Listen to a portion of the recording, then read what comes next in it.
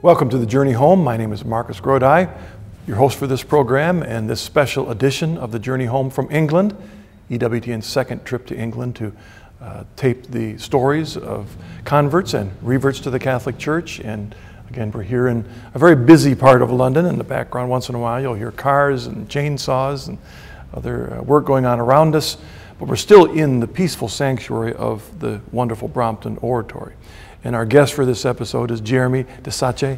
Jeremy, welcome to the Journey Home program. Thank you very much. Glad that you were able to come down here and share your journey with us. And if you would, I usually invite my guests to kind of take a journey back in your life and help the people understand where you came from spiritually on your journey to the Catholic faith. Okay. Well, I was brought up as an Anglican in a very traditional Anglican family. And in fact, my father was an Anglican clergyman, pastor. Okay. Here in London? No, we travelled around in England, but we were in Oxford to start off with, then the north of England. But I come from a family of French origin, and we were always very conscious that we were Anglicans almost by accident more than anything else, because we weren't a Huguenot family, we were a French Catholic family, but which had lost the faith in somewhere in the middle of the 19th century through various marriages between France and English ladies. And so we always had a very ecumenical outlook. But I was brought up as an Anglican. I sang as a chorister in an English cathedral choir. And I was sent away to a very nasty boarding school, which I hated, which was... And they made the Harry Potter movies about that, or what? Very likely, very likely, could well do. But it was very Protestant, it was extreme Protestant, very evangelical. And I kind of reacted against that kind of religion. And then when I was about 16, I escaped this school for a few months and went to France to learn French. And there I sought around for somewhere to go to church, and I started going to the Église Réformée, the French Protestant church, which I didn't like at all. It wasn't at all, it didn't satisfy me in any way. So instead I found myself walking a mile and a half, 2 miles or so, to the nearest Catholic church, where the priest, who I still remember, Le Père Moreau, was extremely kind to me and welcomed me. Even though he knew I was an Anglican, he very much welcomed me. And so I could see that the Church of England was so much divided between an evangelical or Protestant tradition and a Catholic tradition within the Church of England. But unlike Newman, who for a while thought he could create a via media, for me, if it meant being a Catholic, it meant being a Roman Catholic. There was just no two ways about it. And so I just lost my train of thought, but I'm sure you can pick up on it. And one of the things that most impressed me about being going to Mass in France and the Church was the Catholic nature of the Church, i.e. the worldwide nature of it. And the fact that I could go to Mass anywhere in the world, and it was essentially the same faith, the same Mass, struck me very, very strongly. So I came back to England and thought about it for a good while, and I felt it's what God wanted me to do. And I'm pleased to say, 30 years later, I'm delighted having made that decision. The priest who received me said at the time that I may one day regret it, and that I shouldn't worry about it. He himself was a convert. He had been an Anglican monk who then converted to Catholicism and became a priest. But he said, don't worry if you do panic, if you do worry about it, if you regret it, don't worry about it. Let that pass by, let that go through. And in fact, I have never once for a second regretted becoming a Catholic. How did your family respond to your Well, decision? my father was desperate to become a Catholic himself. Really? Okay. And so that was always a part of his background in a way, his desire, at least the inner desire. it was. He said to me at the time that he longed to have Catholic grandchildren. And sadly, he never lived to see them, although he now does have 3 Catholic grandchildren. But he was a part of a movement within the Church of England that 30 years ago was trying to see if the Church of England could reunite with Rome. And he was very much part of a movement of ecumenical dialogue between Anglicans and Catholics. And in fact, he was an authority on Our Lady and he wrote several books which were very highly regarded by Catholics as well.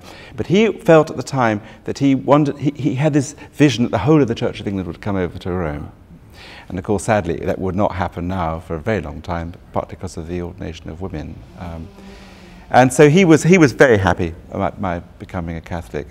But I had a stepmother who was very anti. Not anti my becoming a Catholic, but very anti his becoming a Catholic. And that caused him great anxiety and great grief at the time. But then he died. I think had he lived, he would be a Catholic by now.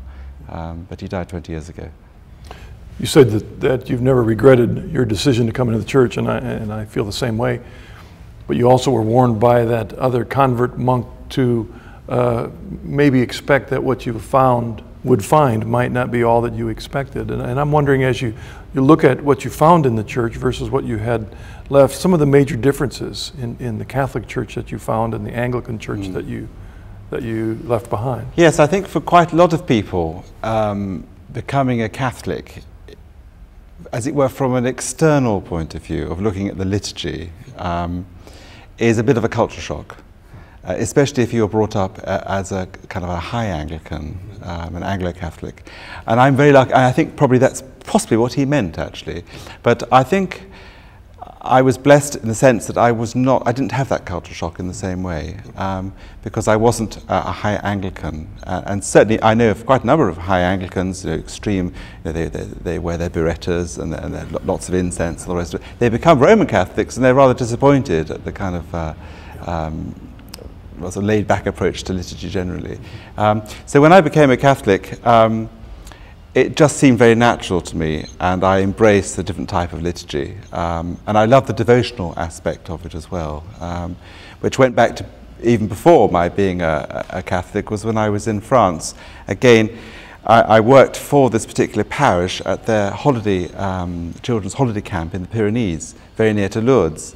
And I found myself taking a whole load of French Catholic children as an Anglican to pilgrimage to Lourdes. And so I was sort of very conscious of... So you were at Lourdes before you were a Catholic? I was at Lourdes before I was a Catholic. And I took... Some seeds planted there then? Almost certainly, almost certainly. I always had quite a devotion to Our Lady as well. But again, but not from an Anglo-Catholic tradition. Possibly this priest, he almost certainly would have been a high Anglican. He was an Anglican monk. He probably had found that sort of culture shock, if that's what he meant.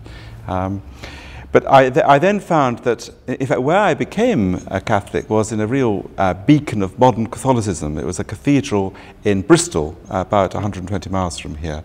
And Clifton Cathedral had only just been built. It was only 4 or 5 years old at the time. And it was very much sort of considered a great bastion of post-Vatican II Catholic architecture, etc., etc. A building that probably now, if I saw for the first time, I would rather dislike. But I have emotional fondness for it. Love it because that was an important first place for you. Yeah. Right. And in fact, within a year of becoming a Catholic, I moved to London. And I started coming to the London Oratory, where I began to appreciate very good quality liturgy of the new rite, but lots of lovely music, lots of Latin. And for 15 years or so, I was a regular member of this congregation here in London, and grew to, as it were, to grow my appreciation of good Catholic liturgy.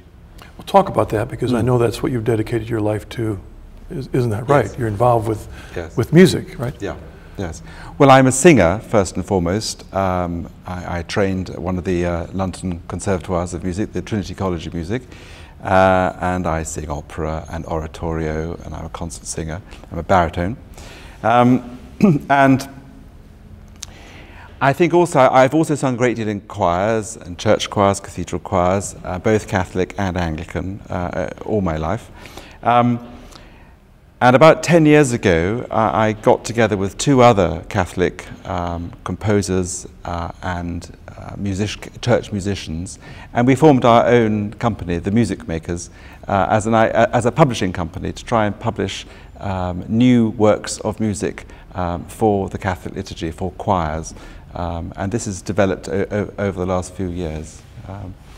So you've been producing new music then? We produce new music. It's sold some of it is sold in America, you'll be pleased to know. And within the last 5 years as well, we've been helping priests, seminarians, deacons, teaching them how to sing their parts of the Mass as well. Oh, good. Which is very good. And we produced a series of compact discs which are designed to be used as teaching aids. And these are sold in the United States as well as in the UK. Sometimes people say in the States at least that Catholics don't sing very much or very well. I'm not making a judgment call there, but what's your experience been? It seems to me that Catholics don't sing quite as much as they probably used to. I wonder in this country if they ever did really sing very much. It is very difficult to get Catholics to sing. Certainly in England. I said this when I was in Scotland recently, and my wife, who is Scottish, said, "Oh no, we all sing." And indeed, when I was there, they do sing. And in Wales, they sing quite a lot. But in England, it's very difficult to get the English to sing. But last Saturday, we gave the first of what I hope will be a series of choral workshops. And over 100 people attended this, and we sang some beautiful music, and I spent a day with these people who came from all over England, all over the south of England, training them in how to sing well, giving them some good technique, singing technique, and ended up singing a glorious Mass at the end of it, with a mixture of old music and new music. And we sang up one of the plainsong settings of the Mass, that Missa Orbis Factor, which went down extremely well. I wonder if the reticence here in England to singing in the Mass has any connection with the history of Catholicism here in England, where since the Reformation at least, they had to pretty well keep their expression of the faith under wraps for self-protection. That is absolutely true. I mean, for 300 years or so, any sort of Catholic ceremony had to be kept very quiet, and certainly not sung from the rooftops. Curiously, with the exception in London of the Catholic chaplaincies for the embassy chapels. Yes, I heard about that. Interestingly enough, we in America don't realize that when all we hear about is that there were the penal periods where Catholics had to stay, quiet. Yet, when there was an embassy from another Catholic country, they were allowed to say Mass there. That's right, because That's fascinating. the embassy chapels formed part of a foreign country, so it wasn't under the jurisdiction of England. There's a famous church in central London called St. James's Spanish Place, which was the former embassy chapel for the Spanish embassy. And there, for example, foreign singers, fine sopranos, would spend their week singing at the Covent Garden Opera House, and they would come and sing for the Sunday Masses. So you'd get wonderful concert arias, wonderful Mozart Masses, but nowhere else. I mean, it was just in the embassy chapels. Interestingly, in England, at the time of the Reformation, English church music was really at a peak. And there were some fantastically good composers, and I'm thinking mainly of people like William Byrd and Thomas Tallis, who wrote wonderful music for the Catholic liturgy. They had rather to run with the hare and hunt with the hounds, in that they also wrote music for the English liturgy as well, for the new church liturgy. We're all familiar with Tallis canon. Was that for the Catholic Church or for the Anglican? The Tallis canon was more of an orchestral piece. It was more an instrumental piece, in its origin. Right. But for example, the William Byrd was protected by one of the noble families, the Peter family of Ingatstone in Essex, and indeed had to use the priests' holes that were, you've probably heard of priests' holes that they built in these big houses to protect priests. But the Church of England sort of took over all that. And what happened in this country was that we then developed this fantastic English cathedral tradition, where the composers would go on working for the English Anglican cathedrals that had been taken, as it were, from the Catholic Church. And to this day, most Anglican cathedrals have fantastic music and very good choirs. A lot of them have royal charters. They have actually, they have to do this by command of the Queen. They have to continue this tradition. They have a tradition of having a school for the children and a good choir, and they sing daily liturgy. Every day they will sing 1 or 2 services. But of course, as far as the Catholics were concerned, this was all put at total abeyance. And And then when the restoration of the hierarchy took place, when we recreated the diocese that we now have, which started in 1850, again, there wasn't much music, sort of, apart from the monastic music, apart from the plain song settings of the Mass, there wasn't really much music in this country in the Catholic culture. So it had to be started again. And then after the Second Vatican Council, we embraced a lot of hymns that we were not really used to singing. They were Anglican hymns, they were Methodist hymns, they were hymns that were rather sort of embraced perhaps a little bit too quickly, but not really instilled in the kind of the normal Catholic congregation, which will not sing nearly as readily as an Anglican or a Methodist congregation or other Protestant churches in the same sort of way. So there wasn't this tradition of singing for congregational singing so much. We do have a few good choirs. I mean, the best choir in the country, a Catholic choir, is the Westminster Cathedral Choir. I heard them last Sunday. You heard them last Sunday.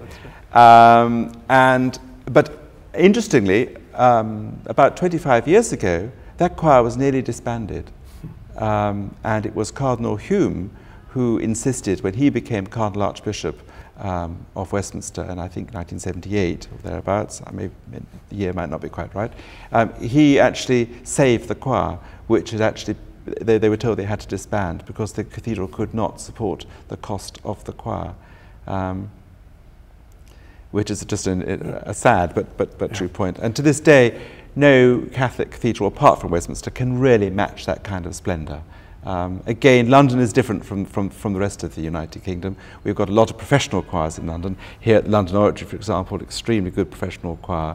But my interest is more in trying to develop the parish choir. And that's where my work comes in, to provide new music and to support good quality music, either old or new, and get music that genuinely choirs can sing quite easily. So part of my work, I'm involved in a parish just in the south of London, where I train and develop a choir made up of parishioners, people who are there for the love of God, but people who want to be there, not paid to be there. They're from the parish.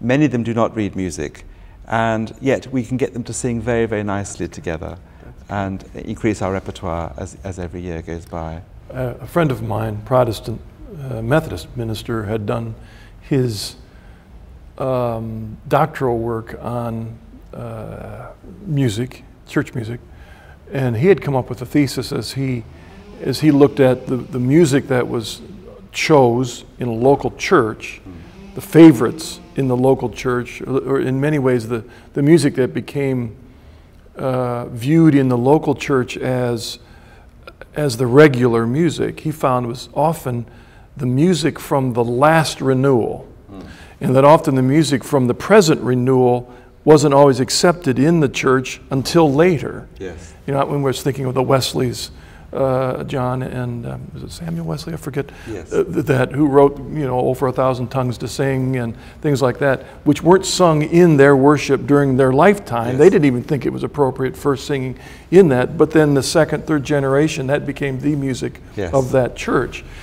Is there a truth to that in Catholic music itself? I think there is. I absolutely, I entirely concur with that view. I think we're in a period of instability at the moment. We still haven't properly, fully embraced the reforms of the Second Vatican Council. Pope Benedict has spoken about a reform of the reforms. And this is certainly the case with music and with attitudes towards liturgy generally. And I was wondering, because that comes out of, in some ways, a misunderstanding of what Vatican II was doing, because at the beginning of the Vatican II documents, it basically is saying, we're not negating anything of truth from before. We're building on the shoulders of that, as opposed to starting from scratch.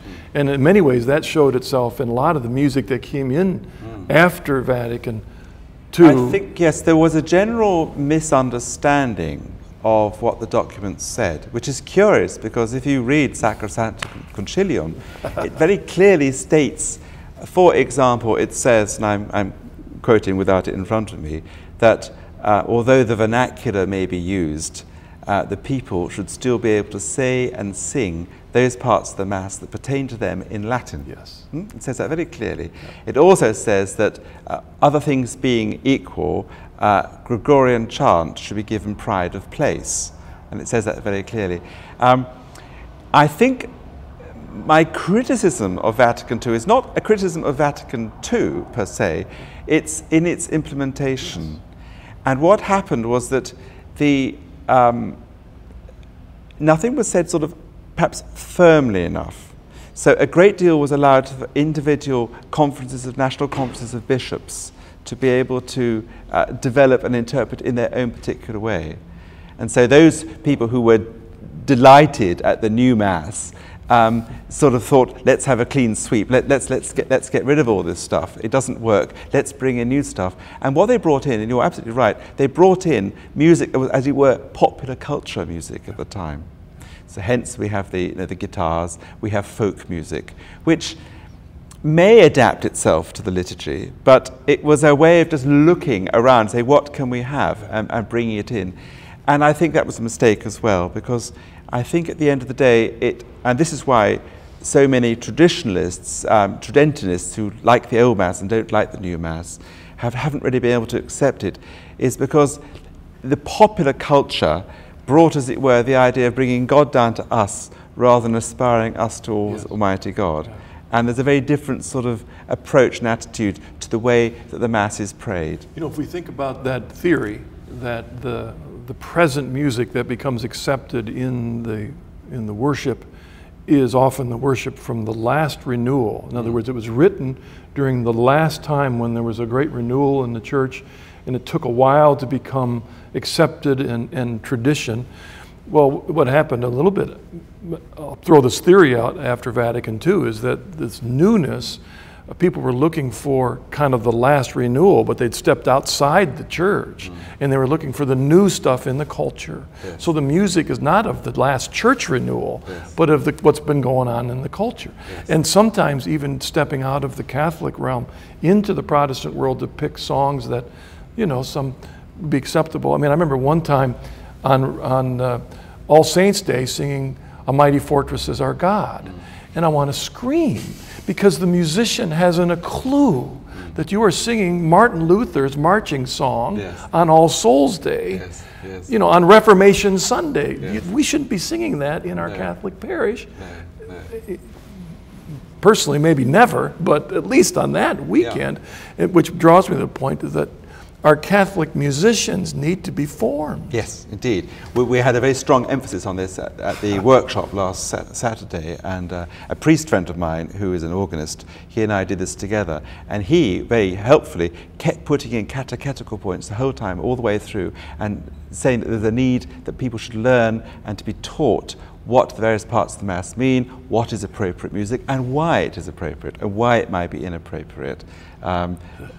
And at the end of the day, the role of the choir, the role of music is to help us raise our hearts and minds to Almighty God. It's to help the prayer. Just in the way that incense is supposed to help the prayer, so indeed music should be there to help the prayer. And one of my criticisms of a lot of modern music in the Mass, and it's not that I'm against the idea of new music, because I publish new music, but what I'm saying, more of the popular culture, is it tends to be music that is almost performed and played for the enjoyment of the musicians only. I get this very strong impression wherever I go, particularly if I see a little folk group huddled in the corner of a church, and they often have little smiles between them, they think they're doing a wonderful job. But is what they are doing really part of the Mass? Or is it something that's outside of it? And I suspect it's outside of it, very often. Well, let me ask you this about music then. And you correct me, maybe I'm not formed right.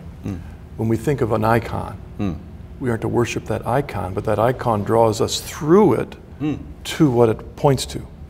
All right? Almost to the sense that in the end, the icon itself is not even a distraction, it's to draw us to it. Yeah. Well, isn't that what music in the Mass is to also be? The musicians are not there for us to be focused on them, but through them to Jesus. Exactly, exactly. A very good example of that is when people are receiving Holy Communion. and to sing something like Ave Verum Corpus, of any variety of settings of that, or another communion antiphon, communion motet, is a perfect way of helping them as they receive communion, a very intimate moment, having this music helping their prayer, helping their concentration, is extremely helpful to them. It is part of the prayer of the Church. And so one has to be very careful in what one chooses for that. I think at the time, post-Vatican II, it was, oh, let's get hymns, let's get everybody to sing. There was also, I think, a misunderstanding of the expression actuoso participatio, I can never pronounce it properly, meaning actual participation. And people tended to think that, that actual participation meant active participation. So the idea was, we've got to get everyone to get up and sing. They've all got to sing an entrance hymn, they've got to sing a hymn at the end, and so we had this idea of a sort of a hymn sandwich. And if you all dance through with the banners. Exactly. And what I think we're beginning to learn and understand now, and Pope Benedict has talked about this in his latest exhortation that he brought out in March, Sacrosanctum Caritatis, that has just come out, is that actual participation is both passive and active. In other words, it is, and this involves music as well, it is getting more people to sing in the congregation, but it's also getting people to pray in a passive way as well. So they're not, so even if, for example, if they don't know a hymn, if they don't know a piece of music, they might have the words in front of them. And those words can help them to meditate on the music as they hear it. And it's part of the prayer. And I think this is something that we're only beginning probably to understand. It is if you like, a reform of the reforms. But it takes time, it takes decades to settle into what Vatican II really meant. Especially now, because we have a generation at least that does not have any concept of what the Church was like before Vatican II as a result. So to a certain extent, there are some that have never experienced not only what was before Vatican II, but what Vatican II truly intended.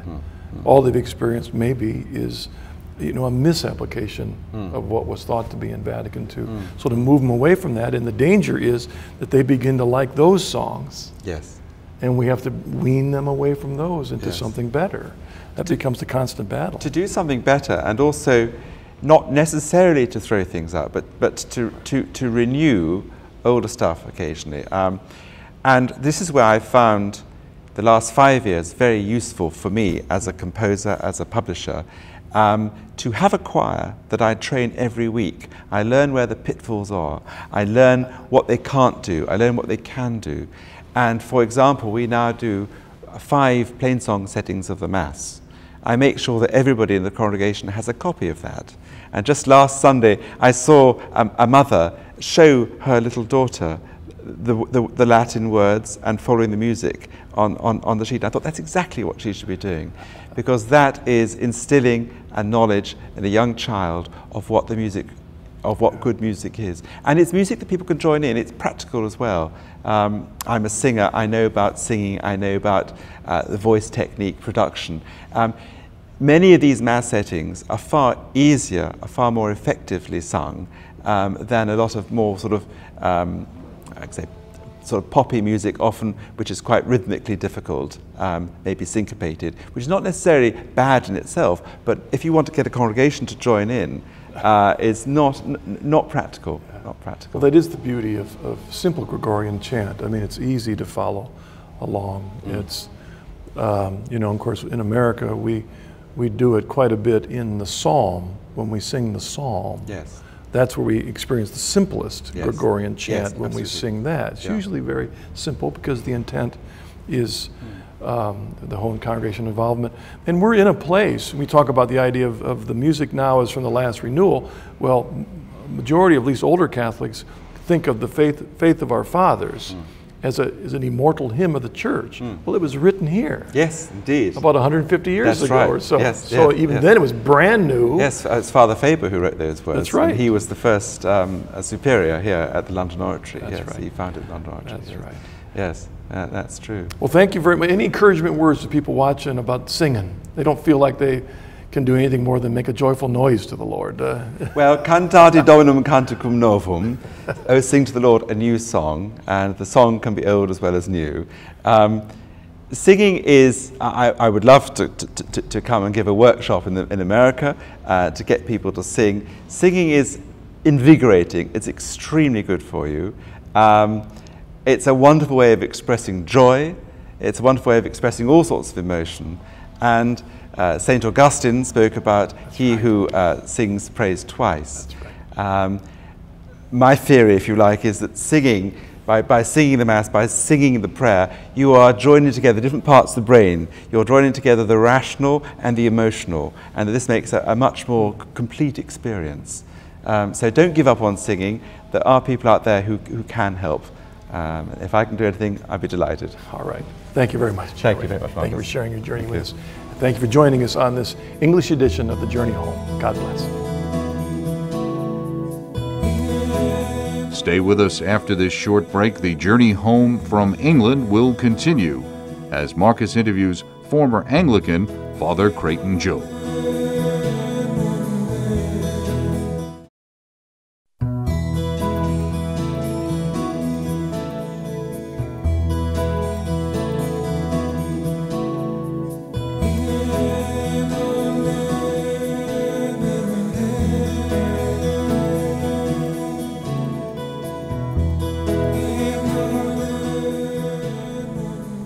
Welcome to The Journey Home. My name is Marcus Grodi, your host for this program, and this is one of our special episodes of The Journey Home from England. And we're here taping in the Brompton Oratory in the library. It's a part of a little oratory, but we'll find out more about that in a moment because our guest for this episode is Father Creighton-Jobe. Hello, Father. Welcome to The Journey Home. Thank you. You have a bit of an English accent, but that doesn't bespeak of where you came from. Why don't we begin there, because you'll be a bit of a surprise to our audience. Well, I think they've had so many surprises, I'm sure. It's an enormous pleasure to be here too, because I value my connection with EWTN. And I was thinking this morning how extraordinary it is that this is the 50th anniversary this year of my reception into the Catholic Church. I was 12 when I was received, so it lets you in on the secret. But it reminds me particularly of the extraordinary uniqueness of the call of each person by God. This is something that I tell my own converts, that as in the Bible we are called by name, Abraham, Moses, in baptism we're called by name, and we're created uniquely for the journey home. I mean, that's the point, of course, ultimately, the journey home. We're on our way home to heaven. And my journey began almost rather unpromisingly because, as you say that I may sound English, my family's from America, originally from here, and an ancestor of mine went over in 1642 to help found the state of Pennsylvania, and he disgraced himself a little later by becoming an Episcopalian, and then we fought in the Revolutionary War and managed to get 1 or 2 Episcopalian bishops in the family, a certain number of Presbyterians, and then a very strong background on my mother's side of Southern Baptists. So when I came to this world, the last thing that anybody thought was that I should be a Catholic. And I suppose it was the fact of, in one sense, already feeling slightly alienated. I don't want to talk politics, but I think in the South, that sense of what the Civil War did to identity was very strong in my family. And being an only child, I read and read and read. And I was also attracted to the historical sense of the church's life of art and music, because I sang, and the only really good choir in St. Louis was the Catholic Cathedral Choir. And I remember saying to the wonderful organist and choir director, well, I'm not a Catholic.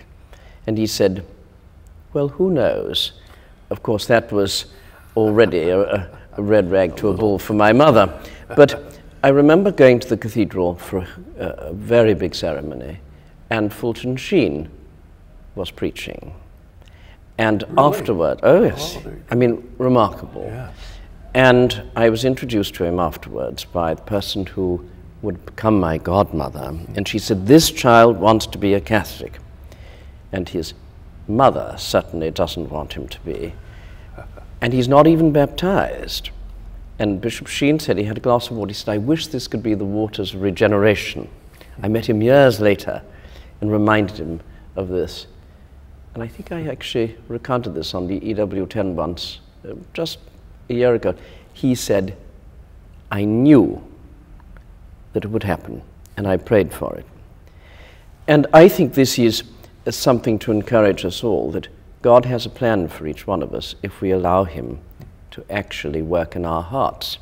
And so when I came to that conclusion, and history and art were vehicles, but they're only vehicles because ultimately it is a call by God himself. And the church which I entered in the 1950s, it looked very remarkable indeed in America. It was the last of the era of great expansion. Convents were full, churches were full, and I thought, isn't this wonderful? No problems. Entering the one true church. Well, we know that God allows periods of difficulty in our lives and in the church's life too, for a purpose.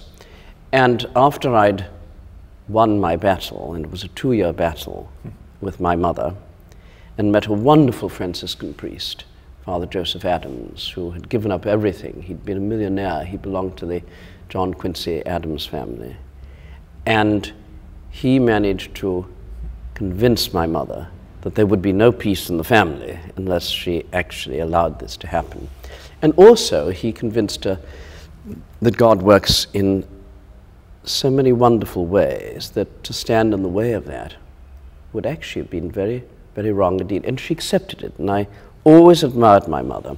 And 35 years later, she became a Catholic. I rang her from here. She was still in America. And I said, what are you doing? And she said, well, I'm taking lessons. And I said, you know, what, in tap dancing or lace making or whatever? And she said, no, to become a Catholic. And I said, why didn't you tell me? And she said, I didn't want you to think it was because of you. So another conversion there, and very curious. She saw in her own life, and this is what I've seen too, that through difficulties and suffering and pain, my father died when I was only about 14 after a long illness, and he asked me one evening to try and explain what the Rosary was about. And I was saying the sorrowful mysteries. And he had suffered for so many years with emphysema. And I tried to bring home to him the fact that we could use this. And he said, I don't understand it, but I think it's wonderful. And he looked at the crucifix. And that night he died, I remembered. And when I talked to my godmother, she said, did you see what your father did this evening? And I said, yes. And she said, he was praying. Another call, I think. In a way, almost another conversion, baptism by desire. So when I was baptized, my mother said to my father, you know, it's the end, bound to be a priest. And of course, that's what the good Lord had in store. But I thought of being, first of all, a monk. And so very soon after you're coming into the church, you were feeling the sense very, very, very strong call to the contemplative life. And that's how I ended up in England, because Ampleforth had a house in St. Louis. And they had no novitiate in America. So I ended up in the novitiate in Ampleforth. And the abbot, who happened to be the next cardinal, Cardinal Hume, said, Ronnie, we don't think you have a vocation to us. So total disaster, you can imagine. But he said, we think you'd be rather suited for the oratory. And I said, certainly not. I want to be a monk. Well, I came to London University, and in the early 60s, just the era of the Beatles, it was before the sort of nastiness of 68. But it was an interesting time because there was a reaction against the austerity of the war years and whatever. And I was in a London which was full of life, but I still felt called. I tried to put it to one side. I did my degree in English literature, and then in 1968 I came here. And that's also providential, because this place, founded first by Newman in a sense, Cardinal Newman, when he became a Catholic, went to the Pope Pius IX and said, what shall I be? You know, rather like, shall I be pretty, shall I be rich? But he said, shall I be a Benedictine or a Dominican? And the Pope said, you should be an Oratorian. It's the nearest to Oxford collegiate life. And most of the fathers, when I came here, were converts, and still 5 of us are converts. And that tradition continued, and St. Philip, who founded us, St. Philip Neri, also had this sense that conversion is a daily occurrence. I'm sure you find this too. Right. The idea, when I received an old lady into the church not so long ago, nearly 80, and she said, I don't want to be called convert. And I said, well, what would you like? And she said, well, I want to be thought as one who's making progress. I said, shall we call you progressive? She didn't like that very much. But it is that. Conversion is the process of moving closer to God. And I thank God every day for it. It is the most wonderful gift.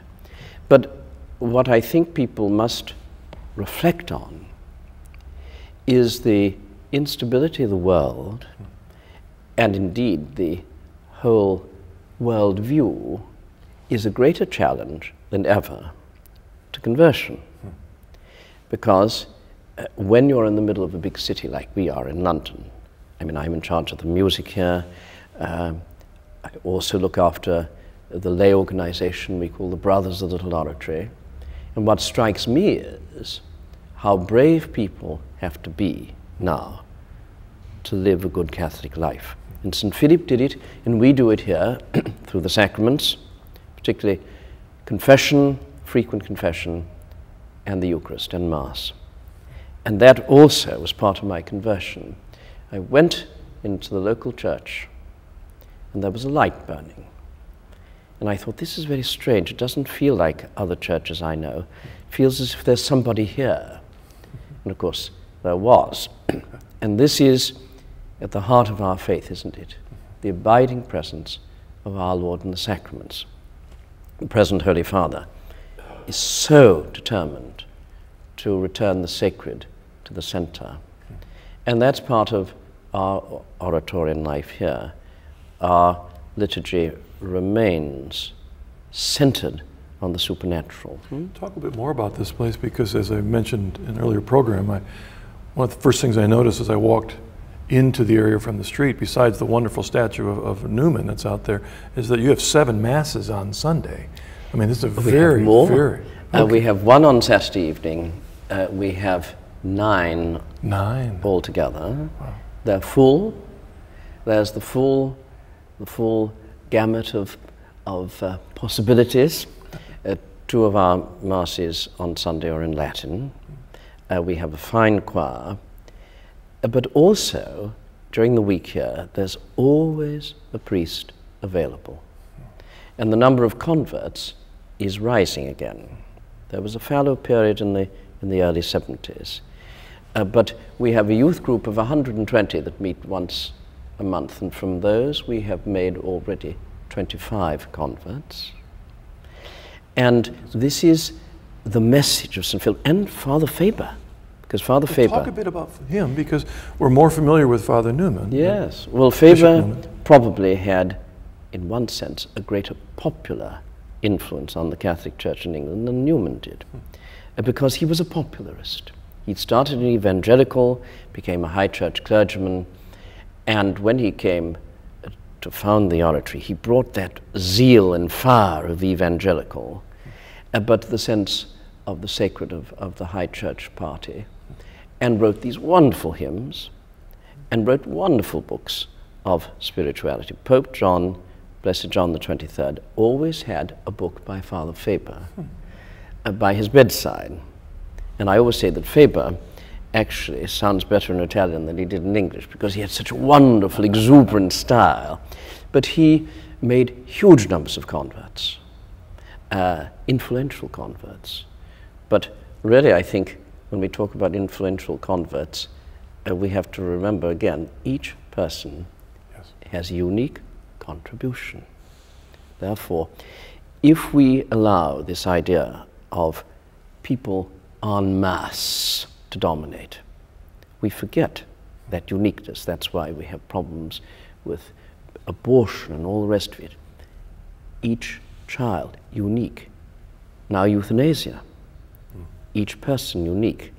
And when we come to our journey home, that's what we're really also acknowledging, that when that candle is given at baptism, and I remember my baptism. When I say this, people say, "You remember being baptized?" I said, "I was very precocious, of course, naturally.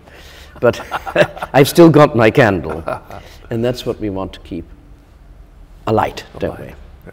And conversion, I don't know, you must have so many different stories, but a continuing theme, truth and authority, and grace, those three.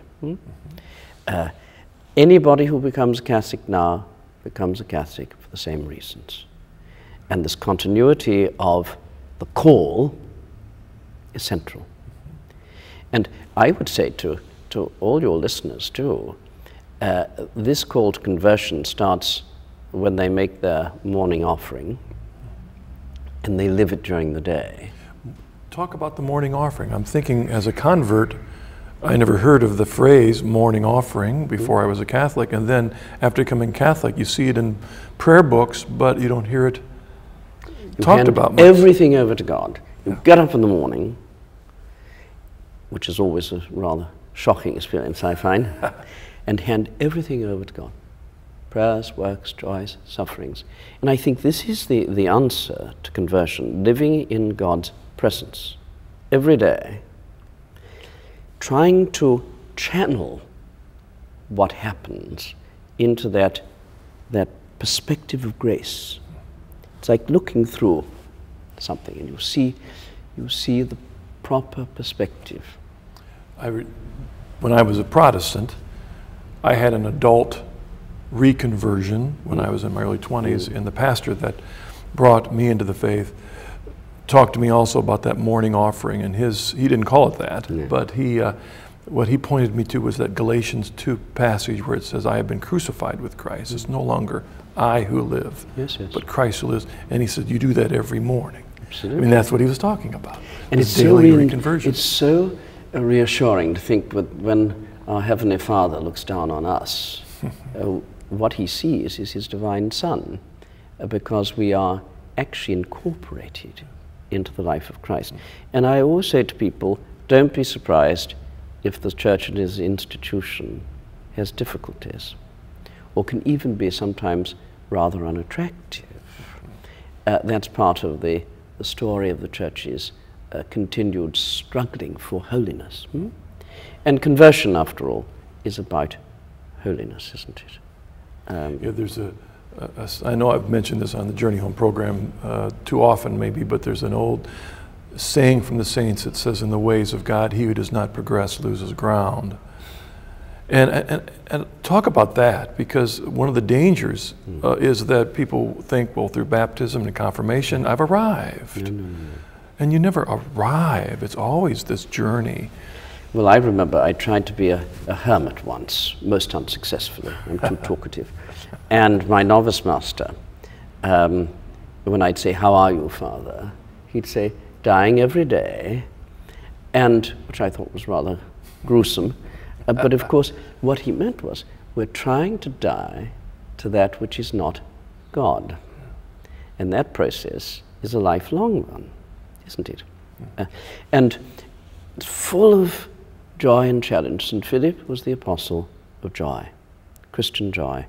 And that's why entering the oratory and living it for life, because we stay in one house for life, people say, how can you bear being in the same place and with the same people? And I said, well, you know, it's rather like a marriage. You grow. And so conversion is like that too, growing every day, dying to that which isn't God, and also living for the resurrection, because non-Catholics sometimes get it wrong. Oh, Catholics put such stress on suffering. And I said, no, no, no, no, no. We only mention suffering because it's redemptive. And if we unite ourselves with that redemptive aspect, you can't get away from it anyway. So when I say to people conversion, I think of St. Philip carrying on the tradition. He was a good Tuscan, St. Bernardine of Siena. He loved Savonarola, of all people, who wasn't a cozy sort of person at all, but who preached conversion. Got in trouble for it. Got in big trouble. Yeah, that's right. He got too near the flame in a way. Yeah. But when St. Philip went to Rome, he actually was the instrument of the reconversion to the Christian life of Rome. He was right at the heart of that. And so in Rome, he's called the second apostle. And when you think who the first apostle is, it's not bad going. What about the reconversion of London? Well, we pray for it every day. It's one of our, on Sunday after Vespers, there's the prayer which Cardinal Wiseman wrote about the conversion of England, because England was considered Mary's dowry. And I always think that Our Lady's role in this is going to be central, that if we turn to her, she's going to take us by the hand and lead us to her Son. And he's going to take us to the Father. And this is what not just London or England, but the whole world is. Yep. This is what we're praying for. London is a wonderful place to live, but it's also an enormous challenge. Everything's available, and that's why we have to make God attractive. I was thinking about your background in St. Louis, in America, and any of these little towns.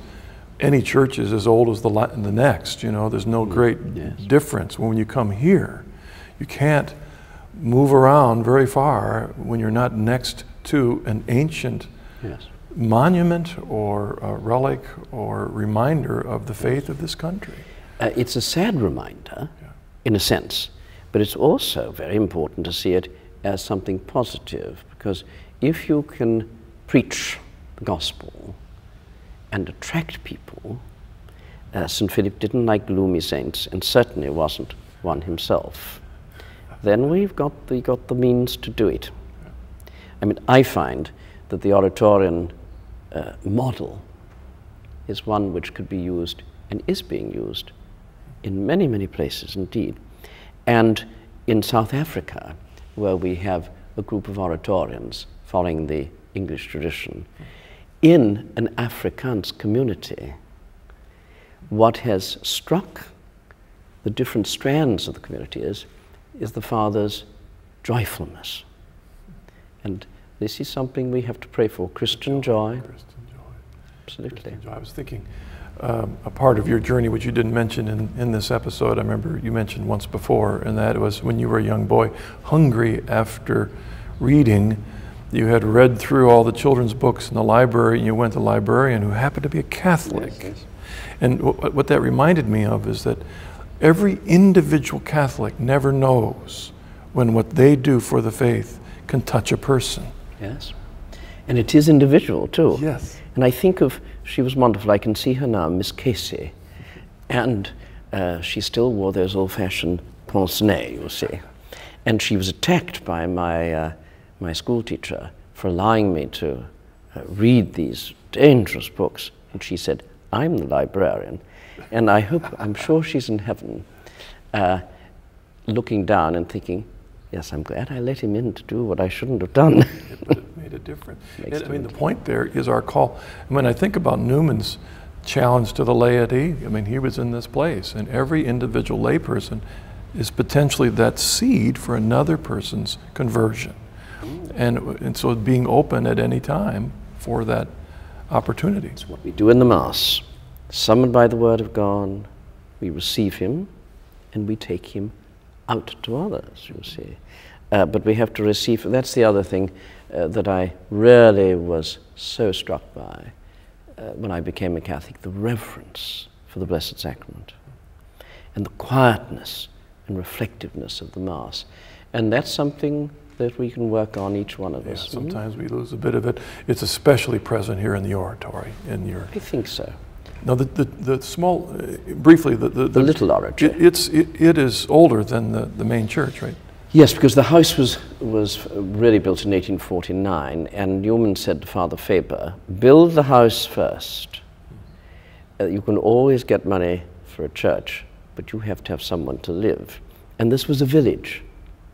This was the village of Brompton. And Newman said, I'm afraid you've rather chosen a little village too far from the centre of London. And look what's happened. Here we are. Right. There are two great signs of the modern world in this street. There's the oratory, trying to preach the gospel to the modern world, and there's Harrods, the department store. It has a dome as well. So I always tell... Although I would add one other thing, is that you've got the Natural History Museum there, which is almost another temple to a different god. Certainly that. St. Philip's sense of humor, I think. That's right. Father, could we have your blessing, please? It's an enormous pleasure to ask God to bless everyone who is watching this program, those who contribute, and may Almighty God bless you all, in the name of the Father, and of the Son, and of the Holy Spirit. Amen. Thank you very much, Father, for pleasure. Not only joining us on the journey home, but for letting us be here in the Brompton Oratory. It's a great privilege of ours. Thank you very much. Hope this program has been an encouragement to you in your faith. God bless you. I'll see you again soon.